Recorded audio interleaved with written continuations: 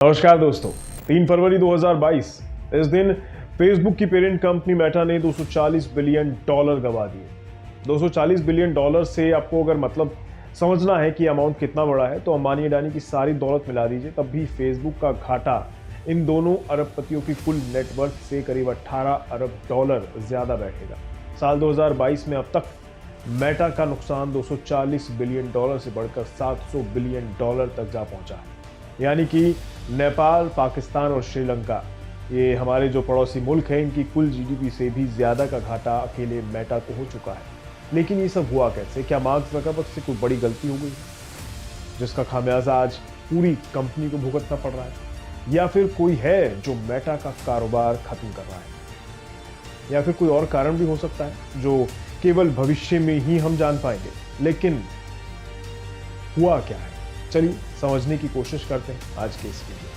Big tech companies are going down. Well, shares in Facebook owner Meta. Obviously a pivotal point for Facebook here, and the question is what happens over the next few years? Does it recover, and is it able to pivot into a metaverse first company? Is it able to compete with TikTok? Is down 22%. Facebook losing on a relative growth basis. TikTok is definitely growing faster. How many competitors did Facebook end up copying? I don't know the answer to that off the top of my head. You don't know if I'll be able to do that. Congresswoman, I 28 October 2021 mark ने अपनी company, जो कि अब तक Facebook के नाम से जानी जाती थी, उसे एक नया नाम दे दिया था, Meta. I am proud to announce that starting today, our company is now Meta. अब मेटा, जिसका जन्म ही अभी अभी हुआ था, वो पहले से एस्टैब्लिश ब्रांड फेसबुक, व्हाट्सएप और इंस्टाग्राम, इन तीनों कंपनियों की पेरेंट कंपनी बन चुकी थी। लेकिन बड़ा सवाल ये है कि आखिर ज़करबर्ग ने ऐसा किया क्यों? इसके पीछे ज़करबर्ग का कहना था कि वो मेटावर्स तैयार कर रहे हैं, यानी एक ऐसी दुनिया जिसे अब तक आपने साइंस फिक्शन फिल्म्स या फिर किसी वेब सीरीज में ही देखा होगा, यानी वर्चुअल रियलिटी के जरिए होलोग्राम जैसा कुछ दिखाकर आपको एक काल्पनिक दुनिया की सैर कराने की सोच रहे थे मार्क ज़करबर्ग। लेकिन क्या सच में केवल यही कारण था?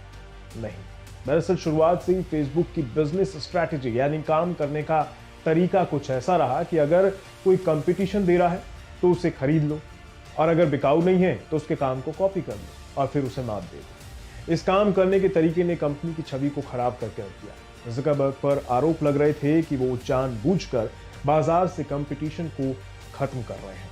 Mr. Zuckerberg, since March of 2012, after that email conversation, how many competitors did Facebook end up copying? Congresswoman, I can't give you a number of. Would I be able to run advertisements on Facebook targeting Republicans in primaries saying that they voted for the Green New Deal? I don't know the answer to that off the top of my head. You don't know if I'll be able to do that. इसी business strategy के कारण खराब होती image को ठीक करने के लिए दिया गया था नया नाम मेटा, ताकि स्टॉक मार्केट में फेसबुक के नाम से खराब हो रही इमेज को बचाया जा सके। लेकिन ज़करबर्ग एक चीज भूल रहे थे, कंपनी का नाम बदल लेने से गलत काम सही नहीं हो जाता है। फेसबुक पर आरोप थे प्राइवेसी पॉलिसी को लेकर, यूजर्स के डेटा का गलत इस्तेमाल करने को लेकर और फेक न्यूज फैलाने को लेकर। यहां तक कि 2018 में एक British political consulting firm Cambridge Analytica का फेसबुक को लेकर एक स्कैंडल सामने आया, जिसमें पता चला कि 87 मिलियन यानी करीब 8 करोड़ से ज्यादा लोगों के personal data American presidential election में ट्रंप को प्रमोट करने के लिए इस्तेमाल किए गए। क्या यह सही था? नहीं। इन्हीं सब कारणों से जन्म हुआ मेटा का। हालांकि ज़करबर्ग का मेटावर्स वाला आइडिया काम कर सकता था, लेकिन फ्लॉप रहा। क्यों? क्योंकि ज़करबर्ग के मेटावर्स में दुनिया की बहुत बड़ी आबादी फिट नहीं बैठती। नहीं समझे? पहले मेटावर्स के इस वर्चुअल वर्ल्ड को देखिए। You know, if you're going to spend time looking at a screen, right? If you were going to do a video call anyway.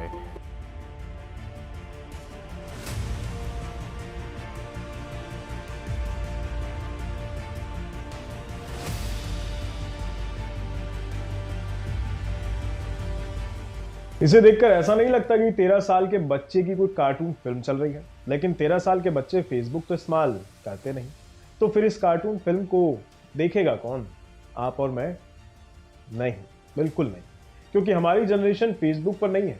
हम तो यूट्यूब और इंस्टा वाले हो गए हैं, और अगर इंडिया से बाहर है तो टिकटॉक और स्नैपचैट वाले भी हैं। तो फिर फेसबुक इस्तेमाल कर कौन रहा है? मेरे तो पापा हैं घर में, फेसबुक खूब चलाते हैं। शायद आपके घर में भी आपसे ज़्यादा आपके घर के बड़े ही फेसबुक का इस्तेमाल करते हो। और जाहिर है मेटावर्स के कार्टून घर के बड़े भी शायद ही देखना पसंद करें। यही कारण है मेटावर्स के फ्लॉप होने का, उसे इस्तेमाल करने वाले ही नहीं है। यानी फेसबुक से यंग पॉपुलेशन जो है वो 20 से 30 साल की उम्र वाली है, वो लोग अब दूर जा रहे हैं फेसबुक से। फेसबुक के एक्टिव यूजर्स की संख्या घटती चली जा रही है। द वर्ज में छपी इस रिपोर्ट को देखिए। इस रिपोर्ट के अंदर जो दिखाया गया है उसके मुताबिक साल 2021 के आखिरी 3 महीने में फेसबुक ने केवल नॉर्थ अमेरिका में ही 1 मिलियन यानी करीब 10 लाख डेली एक्टिव यूजर्स को खो दिया था। इस एक्टिव यूजर्स के सहारे ही तो एडवर्टाइजमेंट का कारोबार फलता फूलता है। एक्टिव यूजर्स नहीं है तो एडवर्टाइजर्स का भरोसा आप पर से खत्म हो जाएगा, जिसका असर स्टॉक मार्केट पर भी दिखता है। और यही कारण था कि एक दिन में मेटा के $240 बिलियन गायब हो गए बाजार से। ये गिरावट अब भी जारी है, जैसा कि मैंने शुरू में बताया। कंपनी को अब तक $700 बिलियन से ज्यादा का लॉस हो चुका है। लेकिन सवाल ये भी है कि यूथ अगर फेसबुक पर नहीं है तो कहां जा रहा है? जैसा कि मैंने बताया और प्लेटफॉर्म्स भी हैं, तो नुकसान कौन दे रहा है फेसबुक को? इसके पीछे किसी एक का हाथ नहीं है, बल्कि ज़करबर्ग की माने तो ये नुकसान उन्हें हो रहा है शॉर्ट वीडियो प्लेटफॉर्म टिकटॉक और यूट्यूब से मिले कंपटीशन के कारण। इसके अलावा एप्पल की लगाई गई रोक यानी प्राइवेसी पॉलिसी के कारण भी। कैसे? चलिए समझते हैं। शुरुआत टिकटॉक से करते हैं। वैसे ये ऐप चाइनीज होने के कारण भारत में तो बैन है, लेकिन दुनिया में इसकी खूब धूम है। आजकल का यूथ है उसमें पेशेंस की काफ़ी कमी है, जो चाहिए तुरंत मिलना चाहिए। यूथ के इसी स्वभाव का फ़ायदा टिकटॉक को मिल रहा है। टिकटॉक एक शॉर्ट वीडियो प्लेटफॉर्म ऐप है, ये आप जानते होंगे। इस पर लोग कम से कम 15 सेकंड और ज़्यादा से ज़्यादा 3 मिनट के कंटेंट बनाकर अपलोड कर सकते हैं और देख सकते हैं। आज की तारीख में करीब 1 बिलियन मंथली एक्टिव यूजर्स जो हैं वो टिकटॉक के ऊपर हैं। इस प्लेटफॉर्म ने इंस्टाग्राम की रील्स को फेल करके रख दिया। शुक्र है भारत में टिकटॉक बैन है, वरना पता नहीं इंस्टाग्राम का क्या ही होता। वहीं अगर बात यूट्यूब की जाए तो ये प्लेटफॉर्म अपने लॉन्ग और डीप रिसर्च वाले कंटेंट के लिए लोगों के बीच काफ़ी फेमस है। कुछ भी दमदार कंटेंट आपको देखना हो तो आप सबसे पहले यूट्यूब पर जाकर सर्च करेंगे, फेसबुक पर तो नहीं जाएंगे। यानी साफ जाहिर है कि अब दुनिया की यंग पॉपुलेशन इन दोनों प्लेटफॉर्म्स पर अपना ज़्यादा समय बिताती है, इसलिए एडवर्टाइजर्स भी इन प्लेटफॉर्म को ही प्रायोरिटी देंगे ना। इसलिए फेसबुक को एड कम मिलते हैं और कंपनी का रेवेन्यू घटता जा रहा है। दूसरी ओर एप्पल ने अपने एड ट्रैकिंग फीचर को लाकर फेसबुक की कमर तोड़ दी, क्योंकि अब आईफोन यूजर्स को एप्पल ने एक कंट्रोल बटन जो दे दिया था, जिससे यूजर्स चाहेंगे तभी कोई उनकी पसंद नापसंद को ट्रैक कर पाएगा। यानी फेसबुक अब एप्पल यूजर्स को ट्रैक नहीं कर सकता था, जिसका मतलब साफ था कि दुनिया भर के जो प्रीमियम यूजर्स हैं जिनके पास खर्चने की क्षमता है वो अब फेसबुक की पहुंच से बाहर जा चुके थे। लेकिन सवाल ये है कि क्या सच में मेटा के खराब हालत के जिम्मेदार टिकटॉक, यूट्यूब और एप्पल हैं? कुछ हद तक हैं, ये जिम्मेदार हो सकते हैं, लेकिन मेटा की बर्बादी का कारण इन तीनों कंपनियों से ज्यादा खुद मार्क ज़करबर्ग हैं। उनके बिजनेस करने के गलत तरीकों ने आज कंपनी की हालत को खराब कर दिया है। प्राइवेसी के नाम पर लोगों को धोखा ही देखने को मिला, जिसका नतीजा आज लोग फेसबुक को छोड़कर दूसरे प्लेटफॉर्म पर समय बिताना ज्यादा बेहतर समझते हैं खुद के लिए। उम्मीद है मेटा के पूरी तरह बर्बाद होने से पहले ज़करबर्ग को अपनी गलती समझ आ जाए। आज के इस वीडियो में इतना ही। इजाजत दीजिए। नमस्कार।